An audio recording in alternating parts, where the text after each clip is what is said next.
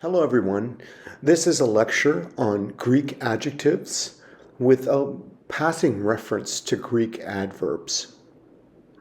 And on the front screen here, I have a picture of the famous Western by Sergio Leone, The Good, the Bad, and the Ugly. And it's a good example of how adjectives can be used. All three of these terms in the title are adjectives, and they're being used as nouns to describe the main characters in the movie: the good, the bad, and the ugly. So, what are the key topics that we're going to deal with in this lecture? First, we're going to talk about Greek adjectives. And an adjective is a word that describes or qualifies a noun or a pronoun. So it's a descriptive word that's added to a noun or pronoun to tell us a bit more about it. An adverb is a word that describes the action of a verb. Both these things exist in Greek. The majority of this lecture will deal with adjectives. At the very tail end, I'll make a reference to adverbs. I want to begin with showing you a paradigm for an adjective that is declined according to the first and second declension. Before I go any further, I want to just note a few things. First of all, adjectives in Greek follow certain declension patterns. Okay? So this initial set of adjectives that we're learning follow what's called a 2-1-2 pattern. What I mean by that is adjectives that modify a masculine noun will be declined according to the pattern of second declension nouns, masculine nouns. Adjectives that modify or describe feminine words will be declined according to the pattern of first declension feminine words.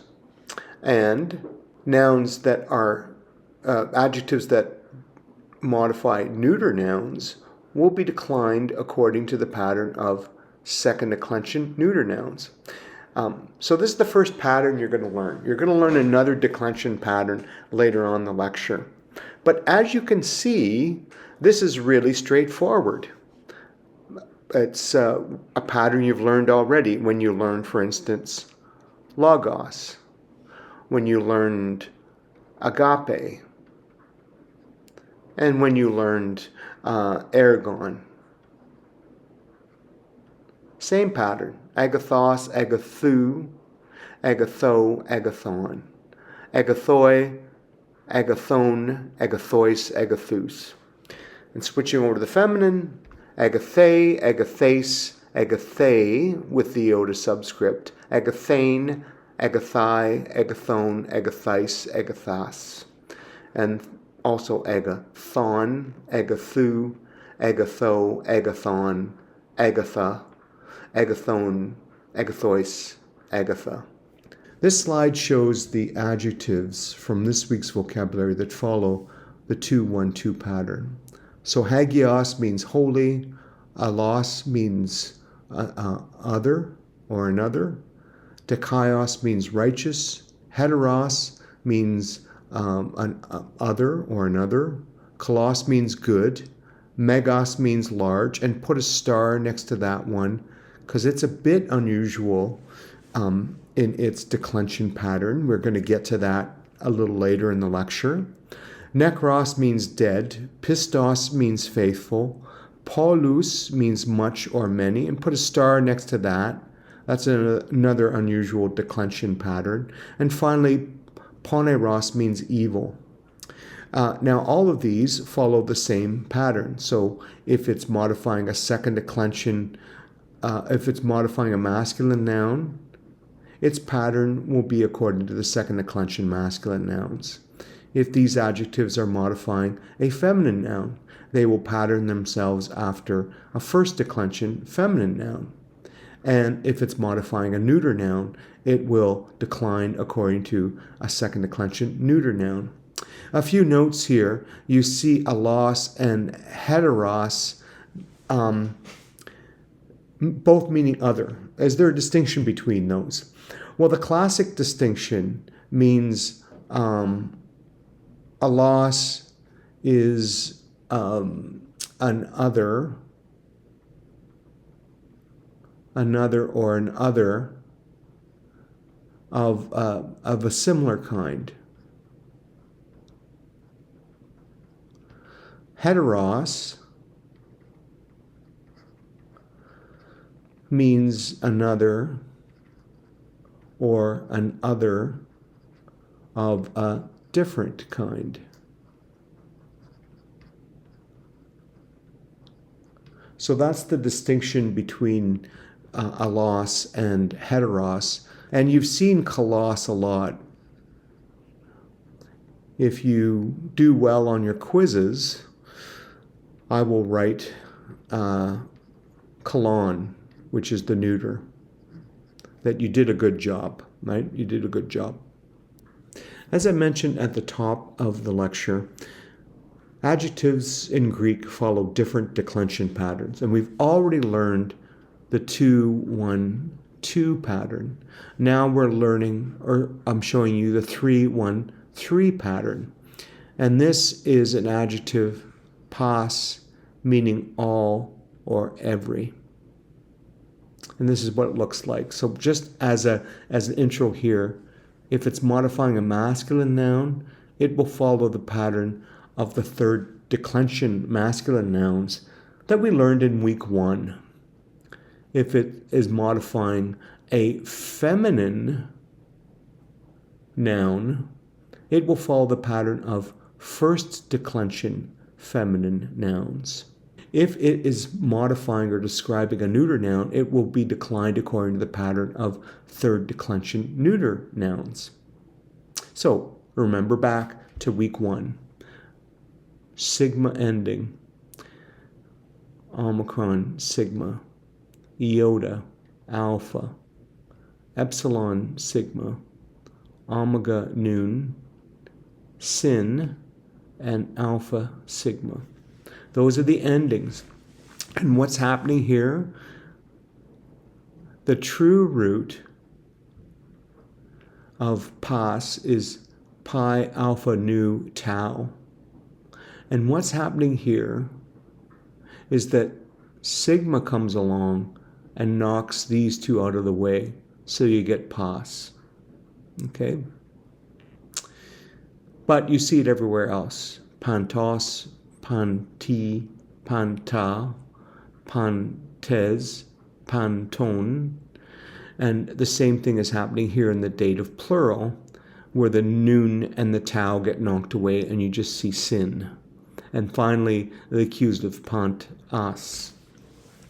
The feminine is straightforward, except for the fact that in the genitive and in the dative singulars, the alpha switches to an eta, goes back to an alpha for the accusative, and then it's all alpha in the plural forms.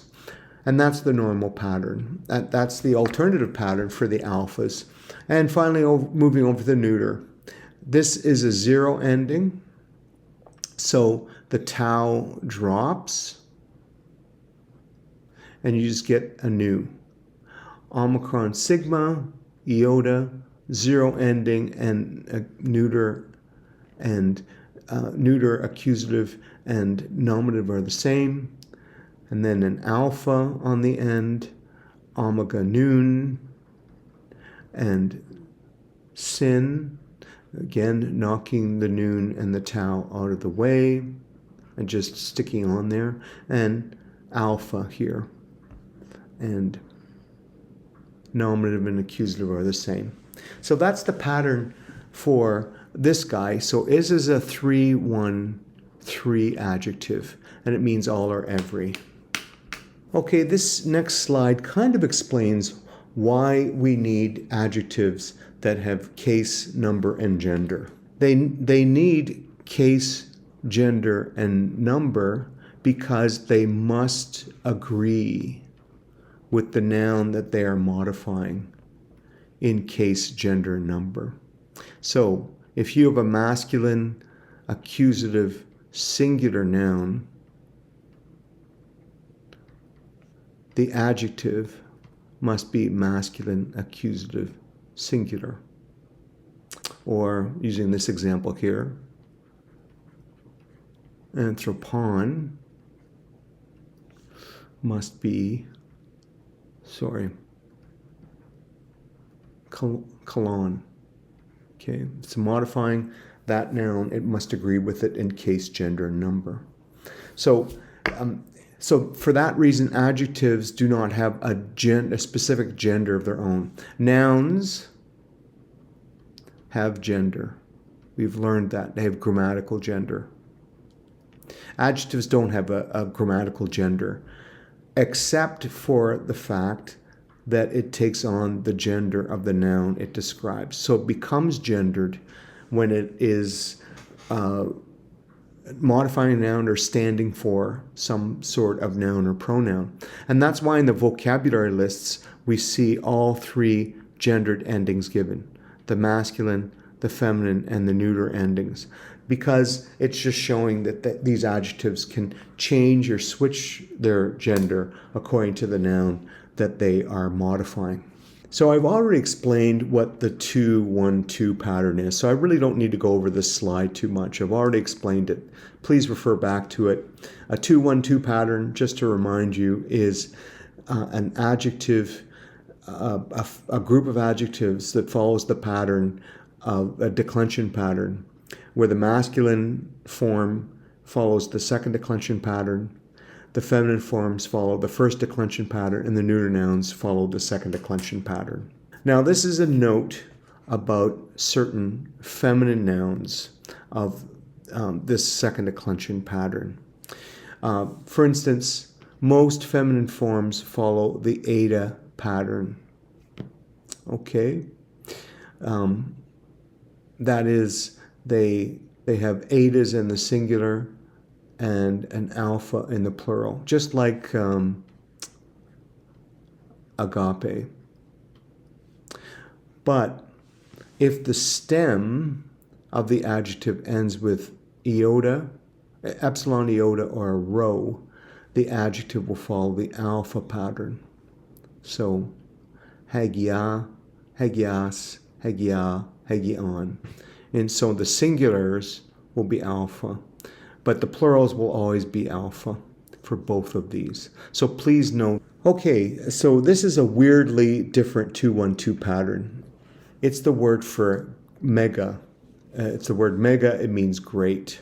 It follows the same pattern that we've seen before in a 2-1-2 pattern, but it's slightly different.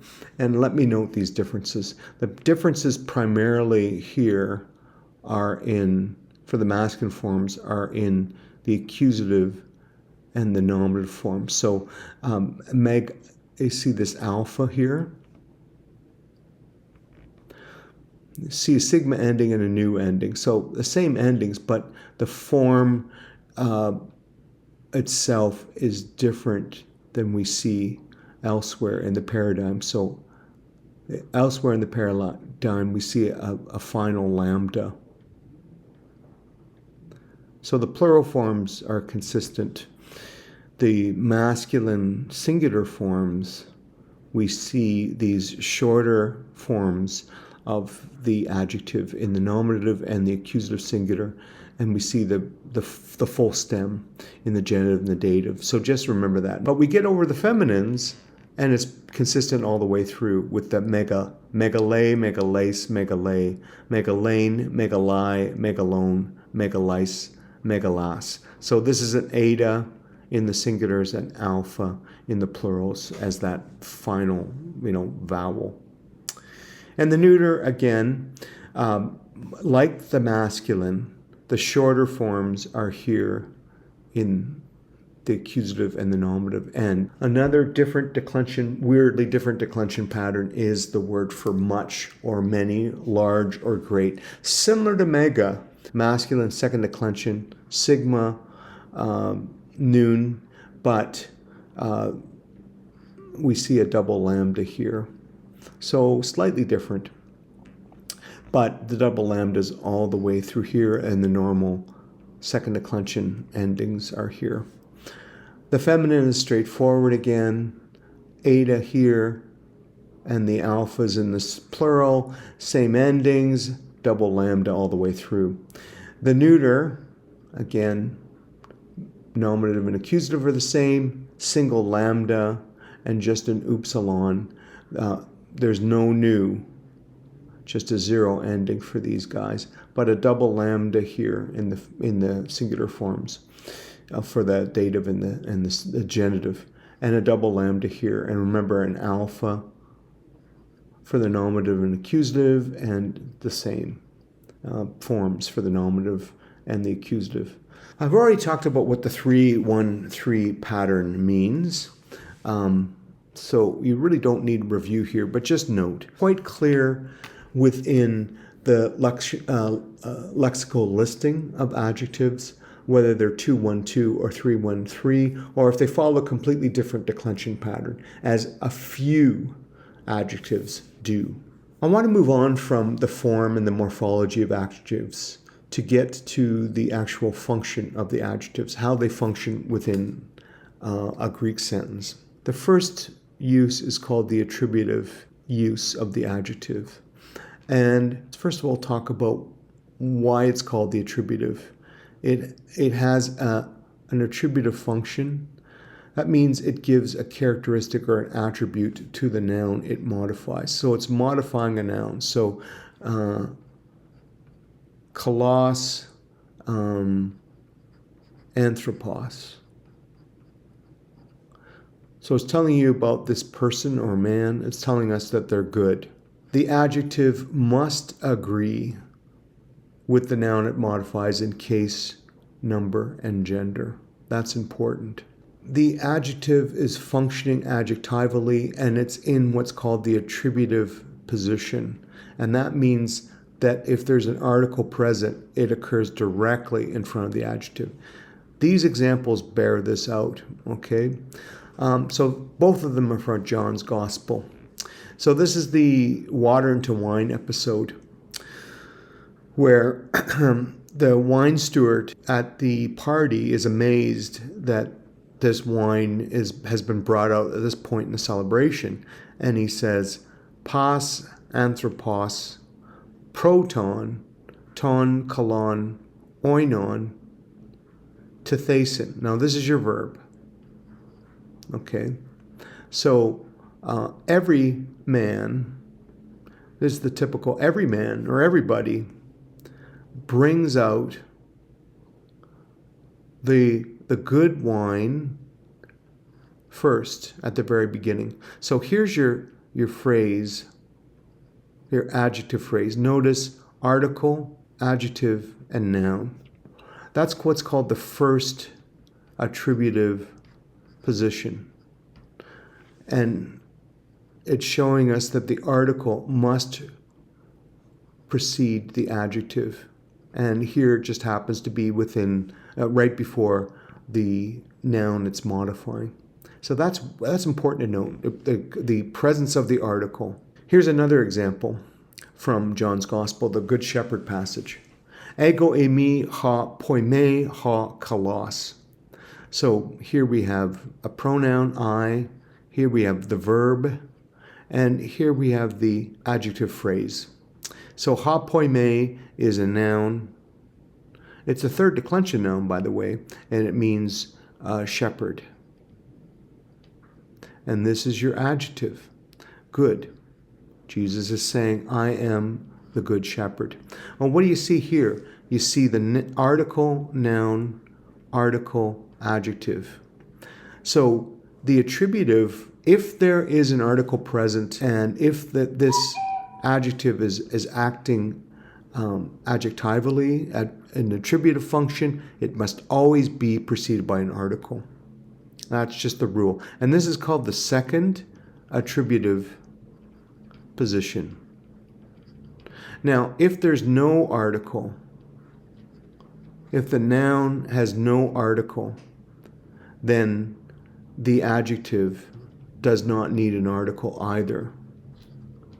And then you have to kind of figure out what its function is, how it's functioning within the sentence itself. That makes it more tricky for us to interpret what's going on, but oftentimes context tells us a little bit. It's quite clear from these examples that this adjective is acting attributively. And what helps us even more is that there is an article present, and these adjectives are clearly in what's called the attributive position. The second is what's called the substantival use of the adjective. And substantival, another word for noun or something that's acting like a noun, is a substantive. So we're going to discover that different parts of speech can act like nouns, and take on a substantive or substantival function. For example, we will get to participles in a few weeks, and we'll discover that participles can act like substantives within a sentence. So that's an important part. What's the key tip-off that an adjective is functioning substantively? There is no expressed noun. So there's no clear noun within the sentence or clause that adjective is modifying. So that adjective then is on its own, and it is functioning as a noun. The adjective's case then is determined by its function within the sentence. Is it a subject? Is it the direct object? Is it the indirect object? Is it with a preposition, etc., etc.? Or is it acting as a genitive, showing possession or relationship? So that's how the case is determined. The number and the gender is determined by the person, thing, or concept it stands for. So let's say this adjective is referring to a male, it will be masculine, or maybe it's referring to a female, it will be feminine. Or let's say it's referring back to something that's a thing, it will likely be neuter. The article, if present, occurs directly in front of the adjective. And sometimes you won't see an article, but if it is present, it's right before.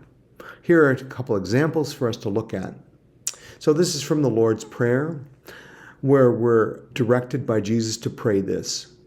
Rusai hemas apo tu poneru. This is the verb, and it's an imperative. Here it's a polite request. And here is ego in the accusative plural, us. Deliver us, apo tu poneru, from evil. Okay?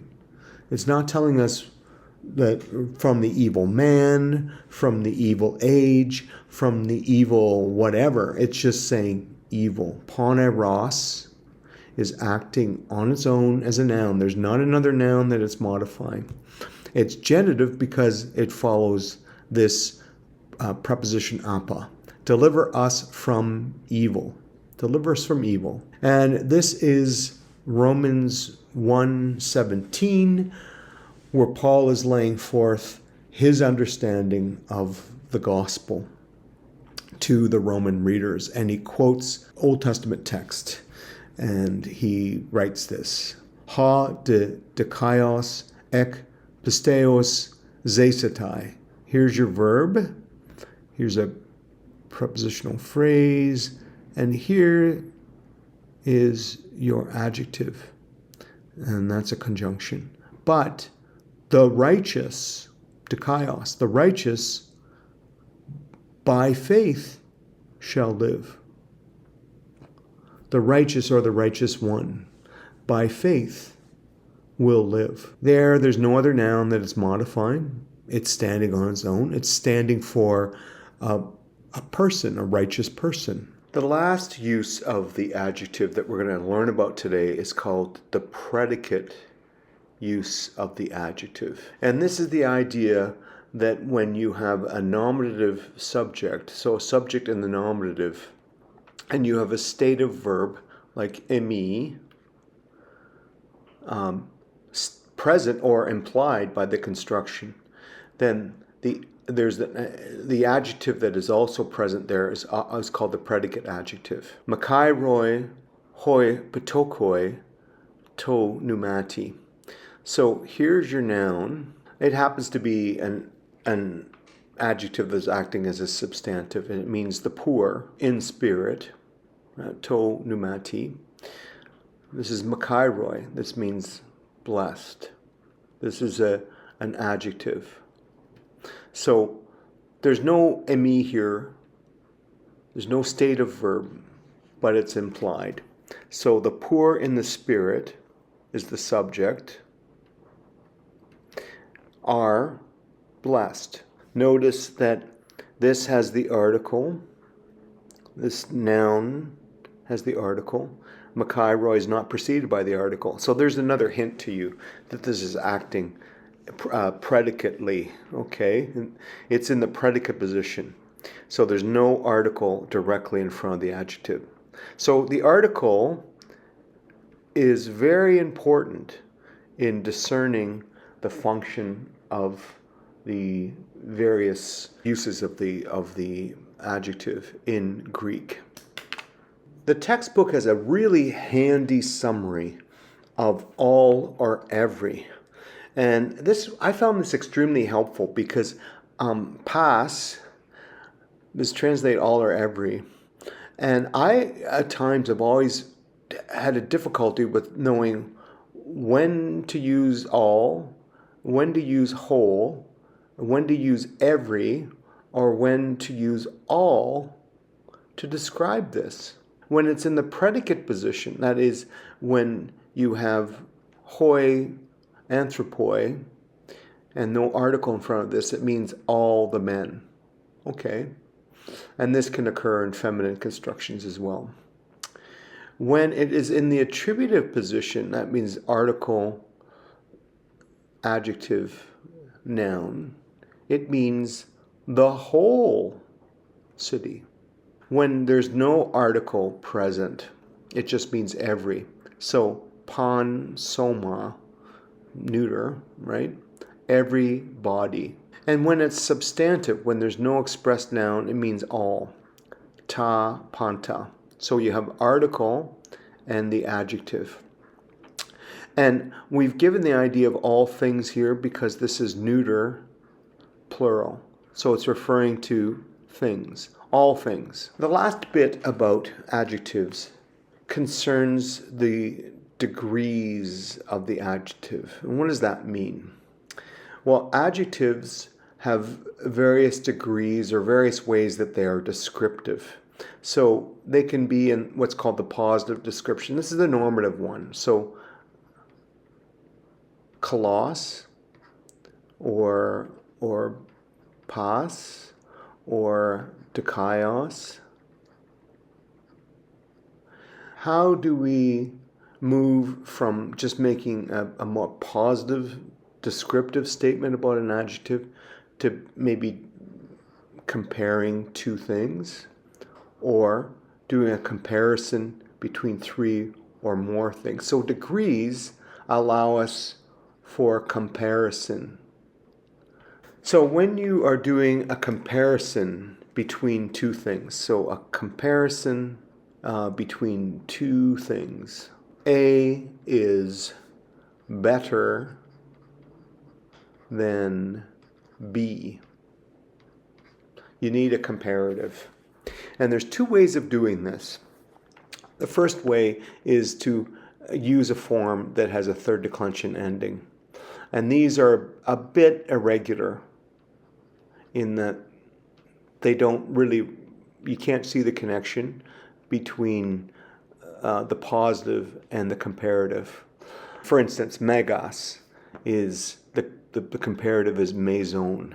The only thing that's similar is that they both begin with a mu, but megas, maison. The other way does reflect the positive. So the positive switches over to the comparative with the addition of teras, terra, or teron. So masculine, feminine, or neuter endings. So sophos is wise, but sophoteros, okay? is wiser. The next one is the superlative degree. So remember back, you have positive, comparative, and superlative. So good, better, and best. So this is comparing, superlative is comparing three or more things. And it's saying this is the very best. This is the top one of all three of these things. Or it could be the other way. It could be the weakest of all three of these things. What are the two ways that we can form the superlative? Add istos to the positive degree.